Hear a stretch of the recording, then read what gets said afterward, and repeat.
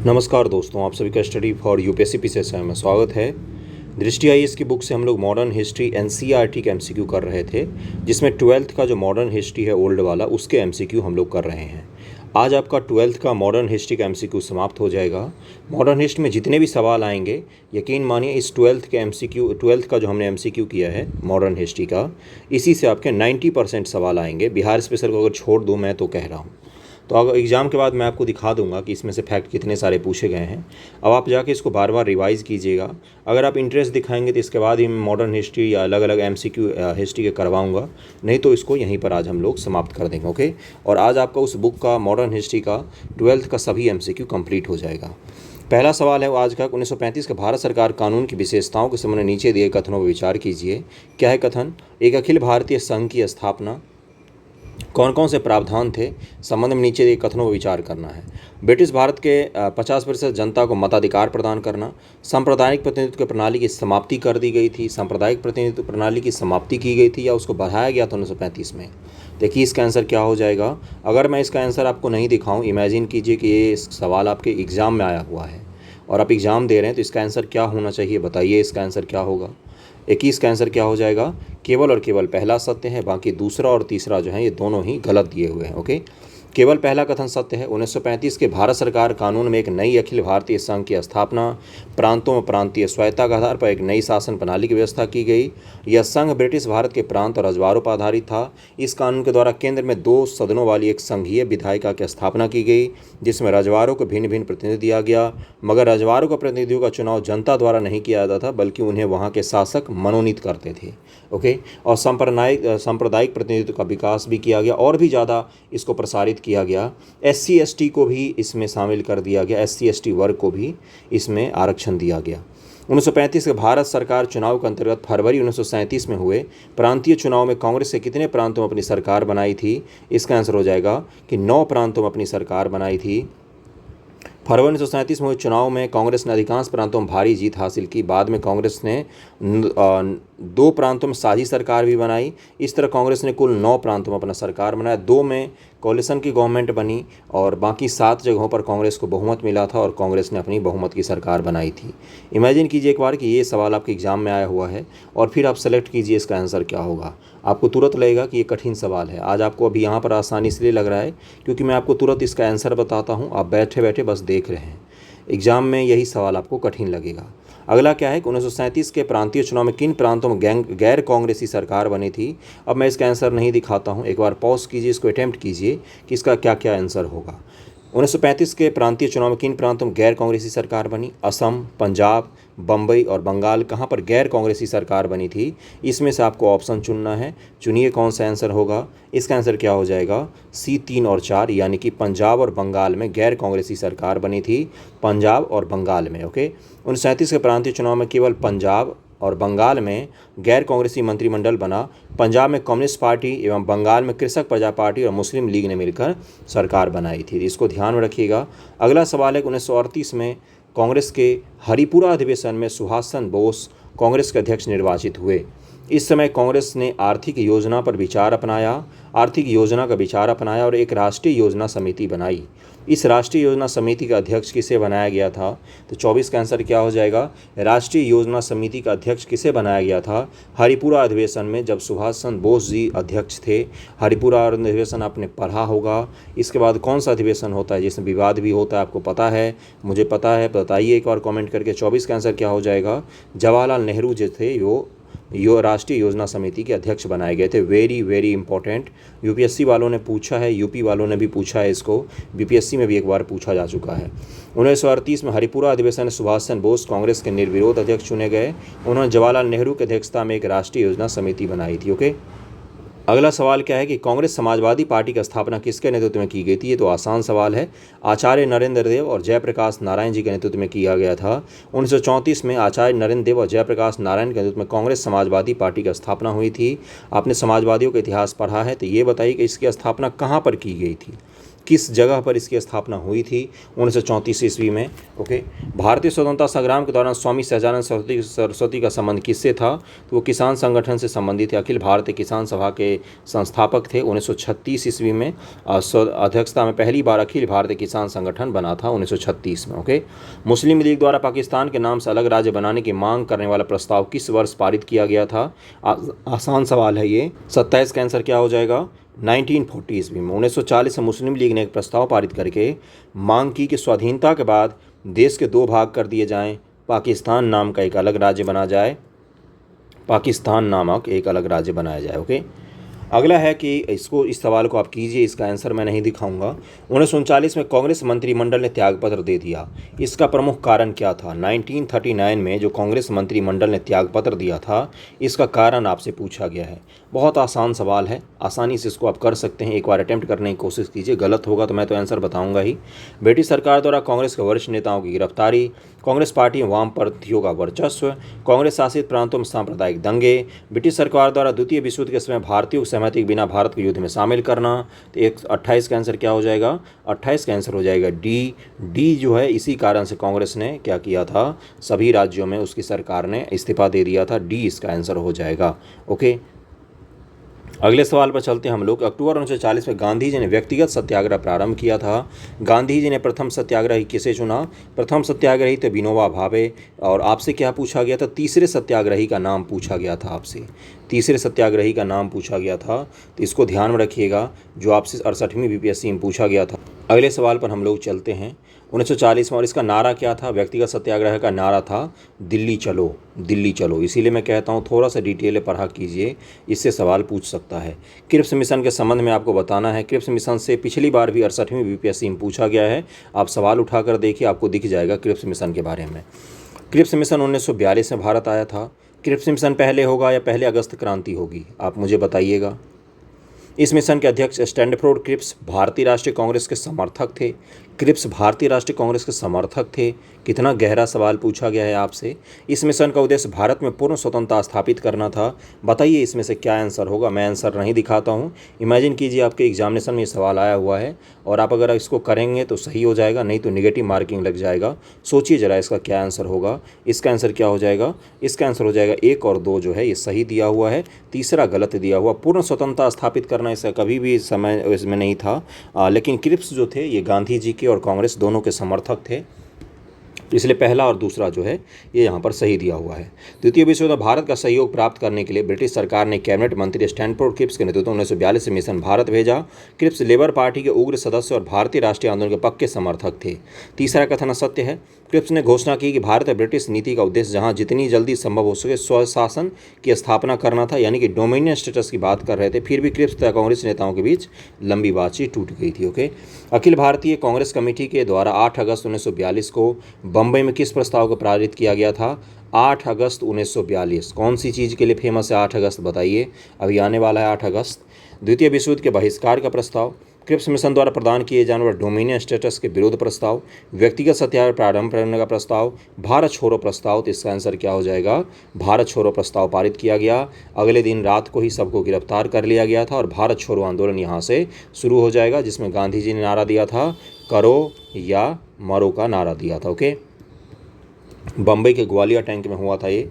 किस आंदोलन के दौरान गांधी जी ने कहा था हम या तो भारत को स्वतंत्र कराएंगे या इस प्रयास में मर जाएंगे, मगर हम अपनी इस पराधीनता को जारी रहते देखने के लिए जीवित नहीं रहेंगे? तो ये भारत छोड़ो आंदोलन के दौरान ही जो गांधी जी है जब वो भाषण कर रहे थे तो अद्भुत स्वरूप में थे वो उस दिन भाषण के दौरान, और वो भाषण बहुत फेमस है उनका। भारत छोड़ो आंदोलन के समय नीचे दिए कथनों विचार कीजिए। ये आंदोलन स्वतः स्फूर्त था। स्वतः स्फूर्त का मतलब होता है कि इस आंदोलन क्या कोई नेता नहीं था, कोई नेता, कोई फेस नहीं था, एक आदमी कोई फेस नहीं था, जनता खुद से आंदोलन कर रही थी, बिना किसी नेता के आंदोलन कर रही थी। स्वतः स्फूर्त कहा जाता है इसको। ये एक हिंसक आंदोलन था। उच्च वर्ग के लोग तथा नौकरशाही ने बढ़ चढ़ कर इस आंदोलन में भाग लिया था। अभी मैंने आपको बताया कि जो सारे नेता थे उन सभी को 8 अगस्त को ही रात को गिरफ्तार कर लिया गया था। तो स्वतः स्फूर्त वाला तो सही है, पहला तो सही होना चाहिए। दूसरा तीसरा हमसे बताइए कौन सा सही होगा। आप एक बार पढ़िए, इनको सोचिए, आपने जो पढ़ा है एक बार दिमाग लगाइए कौन सा आंसर इसमें से होना चाहिए। 33 का आंसर क्या हो जाएगा, 1 और 2 सही दिया हुआ है। हिंसक आंदोलन बिल्कुल था ये, लेकिन तीसरा गलत हुआ। नौकरशाही वर्ग ने और उच्च वर्ग ने इस आंदोलन को बिल्कुल भी अच्छा नहीं माना था और वो इससे दूरी बना के बैठे हुए थे। बहुत सारे लोगों ने इस आंदोलन से दूरी बनाई थी। अभी मैं पढ़ देता हूँ इसको। देखिए क्या है कि अगले दिन 9 अगस्त को बहुत तड़के ही गांधी जी तथा अन्य कांग्रेसी नेताओं को गिरफ्तार करके अनजानी जगहों पर ले जाकर कैद कर दिया गया तथा कांग्रेस को एक बार पुनः गैर कानूनी संस्था घोषित कर दिया गया। ये जो कांग्रेस को गैर कानूनी संस्था घोषित किया गया ना, ये सवाल पूछा गया है 2019 यूपीएससी पीटी में पूछा गया। आप देखिए पीटी का पेपर आपको मिल जाएगा। इन गिरफ्तारियों के खबर ने पूरे देश को सकते में डाल दिया। हर जगह विरोध में एक स्वतः स्फूर्त आंदोलन उठ खड़ा हुआ। पूरे देश में कारखानों में, स्कूल कॉलेज हड़तालें हुई, प्रदर्शन हुई, जिनमें शामिल लोगों पर लाठीचार्ज और फायरिंग भी हुई। बार बार के दमन से क्रुद्ध होकर जनता ने अनेक जगहों पर हिंसक कार्रवाइयाँ भी की। ब्रिटिश सरकार ने पता है क्या किए थे, ब्रिटिश सरकार ने टैंक और हवाई जहाज़ से गोलियाँ बरसाई थी लोगों के ऊपर में। तो उसके अलावा क्या है, और अतः आंदोलन अहिंसात्मक नहीं था। ये तीसरा कथन असत्य है। भारत छोड़ो आंदोलन के दौरान उच्च वर्ग तथा लोग तथा नौकरशाह सरकार के वफादार बने रहे। इसके अलावा मुस्लिम लीग, हिंदू महासभा, डॉक्टर अंबेडकर, उसके अलावा कौन, तो अकाली दल, ये जितने थे ये सभी लोग अंग्रेज़ों के समर्थक बने रहे। इन्होंने भारत छोड़ो आंदोलन का बिल्कुल 100% बहिष्कार किया। इन्होंने आंदोलन में भाग भी नहीं लिया। इनमें डॉक्टर अंबेडकर जी का भी नाम है, मुस्लिम लीग का भी नाम है, हिंदू महासभा का भी नाम है, अकाली दल का भी नाम है, उच्च वर्ग और जो नौकरशाही वर्ग था उसका भी नाम है। इनको ध्यान रखिएगा। यही आपसे पूछ लेगा कि निम्न से कौन कौन थे जो 1942 के भारत छोड़ो आंदोलन में सम्मिलित नहीं थे, तो आप इन लोगों का नाम लिख सकते हैं कि ये लोग सम्मिलित नहीं थे। ओके, सबके कारण अलग अलग हो सकते हैं सम्मिलित नहीं होने के, लेकिन सभी इन सब में से कोई भी सम्मिलित नहीं था। भारत छोड़ो आंदोलन के दौरान किन जगहों पर समानांतर सरकार की स्थापना की गई थी। समानांतर सरकार का मतलब होता है कि हम खुद को सरकार घोषित कर देना। हम भारत सरकार को मान लीजिए कहीं पर विद्रोह हो और वहाँ के लोग बोले कि हम आज से सरकार को सरकार मानते ही नहीं हैं, हमारा अपना कोर्ट होगा, हमारा अपना पुलिस होगा, हमारी अपना कानून होगा, हम इस सरकार को मानते ही नहीं है, तो उसको क्या कहा था, समानांतर सरकार। तो बलिया में भी घोषित किया गया था, सतारा में भी, बलिया में आप चितू पांडे का नाम पढ़ते हैं और सतारा में भी आप नाम पढ़ते हैं। मिदनापुर, बंगाल के मिदनापुर में भी सरकार की गठन किया गया था।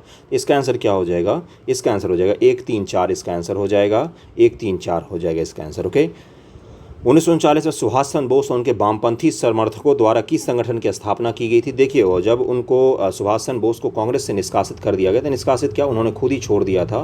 हरिपुरा कांग्रेस के बाद त्रिपुरी कांग्रेस संकट आता है, जिसके बाद उन्होंने कांग्रेस छोड़ दिया था, तो उन्होंने फॉरवर्ड ब्लॉक की स्थापना की थी, फॉरवर्ड ब्लॉक। और ये आज भी पश्चिम बंगाल में ये पार्टी काम करती है, सुभाष चंद्र बोस जी की बनाई हुई पार्टी, ये पश्चिम बंगाल में आज भी काम करती है। फॉरवर्ड ब्लॉक चुनाव लड़ती है, इसको ध्यान रखिएगा। लाल किला मुकदमा में कौन कौन से सैनिक शामिल थे, ये बीपीएससी का सवाल है, उल्टा कर देखिए, बीपीएससी पीटी का पीवाईक्यू में आपको मिल जाएगा ये। इसमें कौन कौन थे, एक मुस्लिम, एक हिंदू और एक सिख सोल्जर शामिल थे इसमें। तो कौन कौन हो जाएंगे, 2, 3, 4, general Shahnawaz, general GS Dhillon और जनरल प्रेम सहगल, ये तीनों लोगों को गिरफ्तार किया गया था। और सरकार इनको सज़ा देने के लिए, चूँकि हम इनको सज़ा इस तरह की देंगे कि पूरा मिसाल बन जाएगा, लाल किला मुकदमा चलाया, लेकिन उल्टा जनता का समर्थन इनको इतना ज़्यादा मिला और मुस्लिम लीग, कांग्रेस, देश के हर पार्टी ने इनका समर्थन किया, जनता ने समर्थन किया, अंततः इनको छोड़ना पड़ गया था। तो तो इसको ध्यान रखिएगा। पूरे देश में उनकी रिहाई की मांग को लेकर विशाल जन प्रदर्शन हुए। कोर्ट मार्शल में आज़ाद हिंद फौज की इन बंदियों को दोषी पाया गया, मगर सरकार ने उन्हें छोड़ दिया। लाल किलों को तोड़ दो, आज़ाद हिंद फौजियों को छोड़ दो, इस तरह के नारे लगाए जाते थे। अगला सवाल क्या है, देखिए, नीचे दी गई ऐतिहासिक घटनाओं को कालक्रम में लगाइए। कालक्रम में लगाना है, मैंने हर बार बोला है कि इतिहास को जब आप कहानी के जैसे पढ़ेंगे तो कालक्रम में लगाना बहुत आसान होता है। भारत छोड़ो आंदोलन, क्रिप्स मिशन, नौसेना विद्रोह, लाल किला मुकदमा। सबसे पहले क्या होगा, सबसे पहले क्रिप्स मिशन आएगा। क्रिप्स मिशन जब असफल हो जाता है तो उसके बाद से भारत छोड़ो आंदोलन होता है। भारत छोड़ो आंदोलन के बाद कौन सा चीज़ होगा, लाल किला का मुकदमा होगा। और सबसे अंत में हुआ है नौसेना का विद्रोह। तो नौसेना का विद्रोह सबसे अंत में होना चाहिए, तो सबसे पहले 2, फिर 1 आना चाहिए, फिर 4 आना चाहिए, फिर 3 आना चाहिए। तो इसका आंसर बी हो जाएगा। क्या हो जाएगा, आंसर बी हो जाएगा। क्रिप्स मिशन 1942 मार्च में, अगस्त 1942 भारत छोड़ो, लाल किला मुकदमा नवंबर 1945, नौसेना विद्रोह फरवरी 1946। इनके कालक्रम को ध्यान रखिएगा एक बार।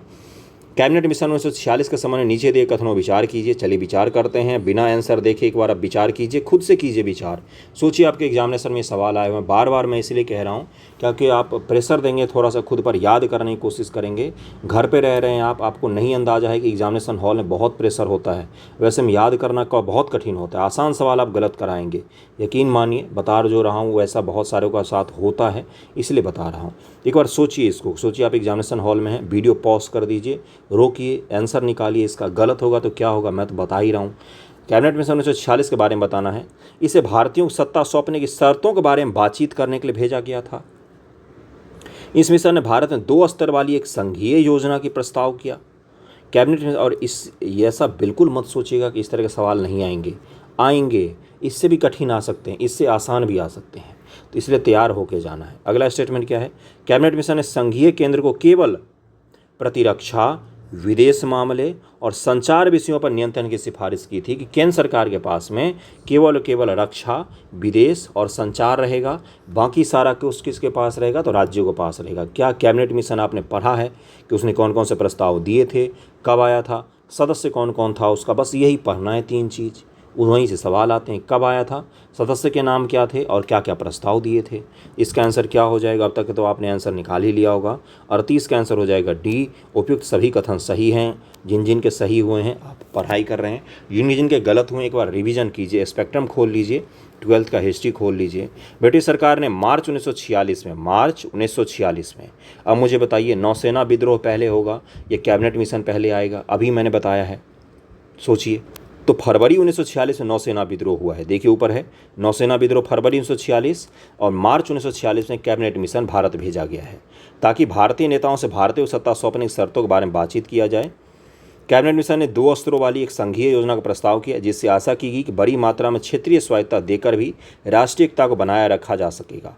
कैबिनेट मिशन योजना प्रांतों और रजवाड़ों का एक संघ होता और संघीय केंद्र का केवल प्रतिरक्षा, विदेशी मामले, संचार विषयों पर नियंत्रण होता। साथ ही प्रांत अपने अपने क्षेत्रीय संगठन भी बना सकते। साथ ही इसमें संविधान सभा को बनाने की भी बात की गई थी। बाद में संविधान सभा का गठन होता है, वो कैबिनेट मिशन के प्रस्ताव के तहत ही संविधान सभा का गठन किया जाता है। भारत के स्वतंत्रता के समय ब्रिटेन का प्रधानमंत्री कौन था? ये 12th के मॉडर्न हिस्ट्री का आखिरी MCQ होगा NCERT सीरीज का। तो बताइए इसका आंसर क्या हो जाएगा? 39 का आंसर हो जाएगा। क्लीमेंट एटली जो थे वो भारत के प्रधानमंत्री थे जब भारत को स्वतंत्रता मिली।